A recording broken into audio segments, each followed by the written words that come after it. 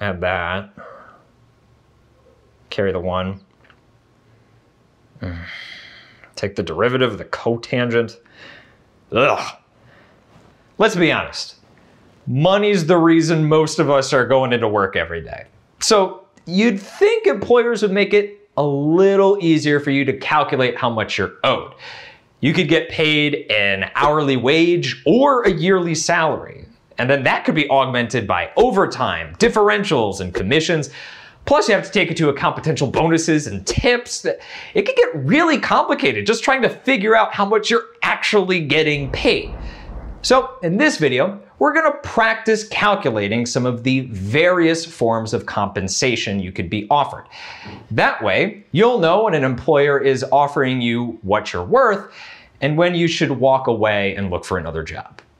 Let's get into it.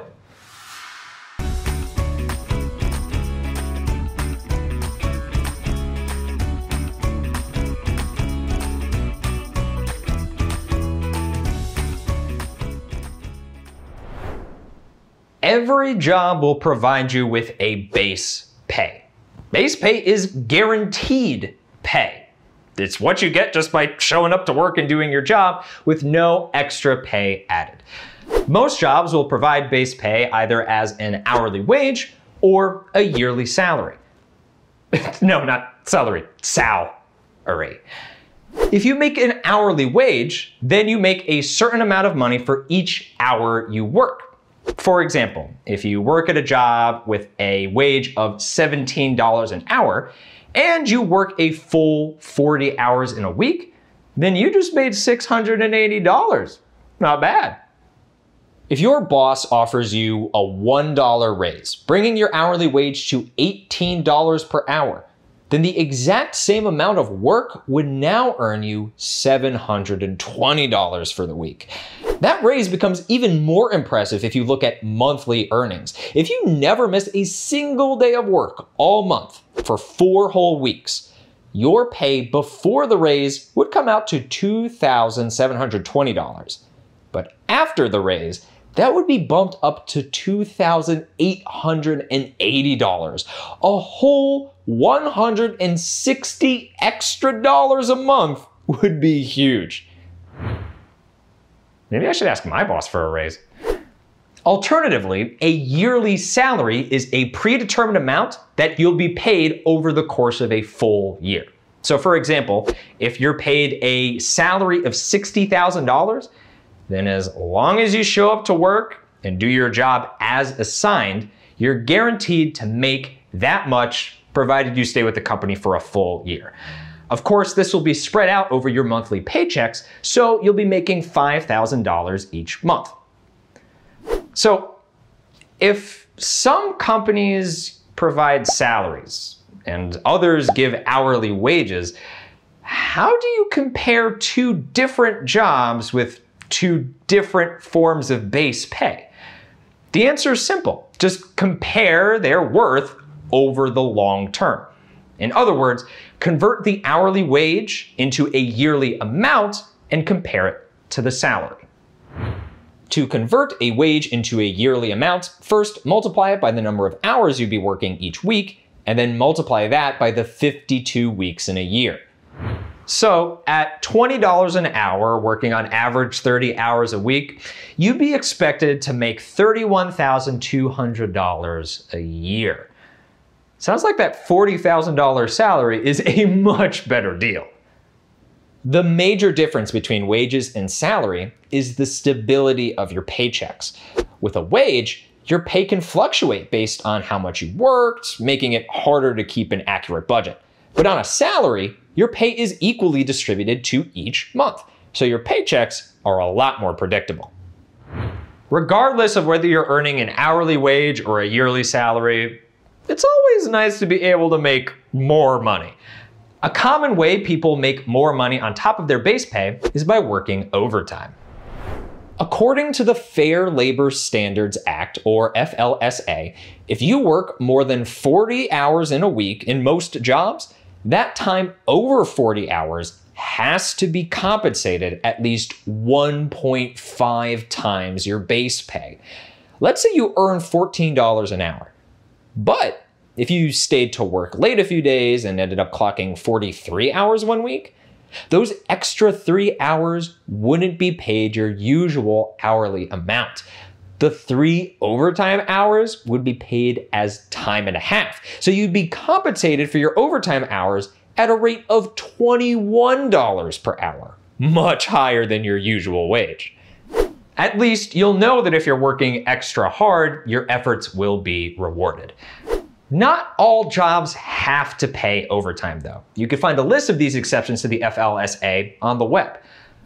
Other jobs just make it harder for you to work overtime simply because of how they operate. For jobs where a manager schedules when you'll be working, the only way you'll get overtime is if you ask them in advance and they approve it. Even if overtime isn't on the table, most jobs have plenty of other ways you can bring in extra pay, like with differentials. A differential is an increase in pay due to a worker meeting certain criteria or because of the specific circumstances of a job at hand. It's almost like a conditional pay raise. You usually see differentials for things like especially hazardous jobs or jobs with weird hours.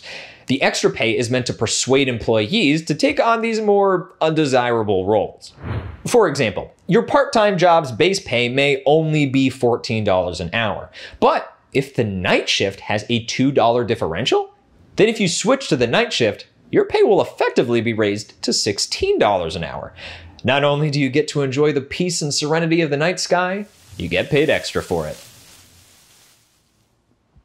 If dangerous working conditions or difficult hours don't entice you, despite the differential pay that comes with them, then you might want to look for a job that offers commission pay. Commission pay is rewarded based on performance, usually in a sales or real estate job. Let's say that you work as a telemarketer for a company that sells office supplies.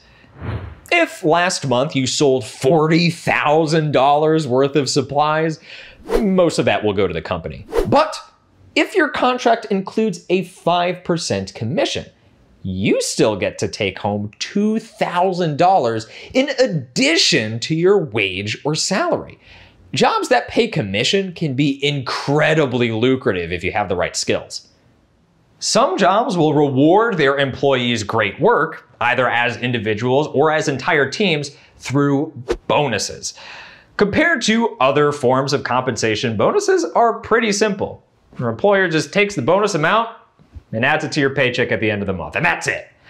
If you know that you're getting paid $2,500 each month, and then you get given a $700 bonus out of nowhere, that's great news, because now you have an extra $700 that you didn't budget for.